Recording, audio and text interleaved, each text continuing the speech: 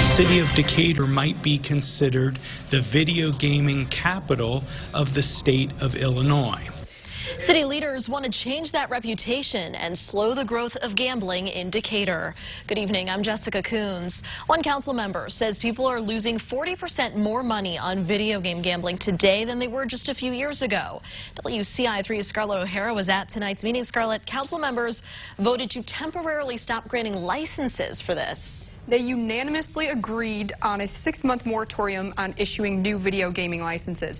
That's because they say there's been a major increase in the number of gambling establishments in the city, and people are now losing more money than ever before.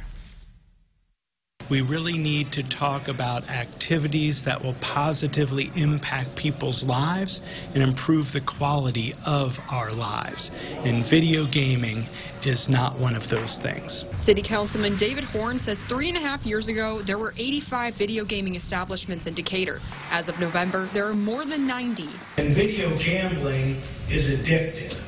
The rapid growth of gambling, he says, has spiked worry of bankruptcy, addiction, and crime.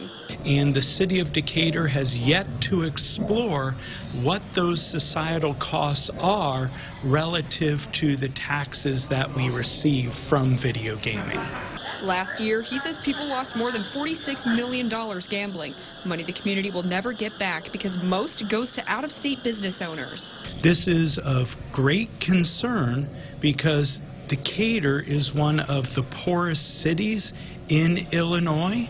That's why the city is spending the next 6 months brainstorming before handing out new licenses. Hopefully on the next item on the agenda, we're going to take some steps to try and rein in this piece before it gets even bigger. The problem is 2 new applications are already in the process of approval, including one for a laundromat with gambling machines in the middle of a neighborhood Horn says is impoverished. It is, quite frankly, embarrassing that this is the outcome of that agreement. He's not the only one who's noticed. Other council members chimed in, saying the machines are big, obnoxious, and everywhere. Get a suntan off some of those machines. The city is now asking itself how many licenses it should be able to issue. Horn says even though current establishments can stay, he hopes to see a decrease over time. I think that discussion is about 3.5 years in the making, but I'm glad that we're having it now. Horn says the city doesn't have an ideal number of video game gambling licenses in mind just yet, but he says some people could argue that even 40 is too many. Jessica. Scarlett, thank you. Councilmember Horn says per capita loss on video gambling has grown to $662. In total, a few years ago, that was $2.7 million lost per month. Now it's $3.8 million a month. He also says the number of gambling machines has grown 12%.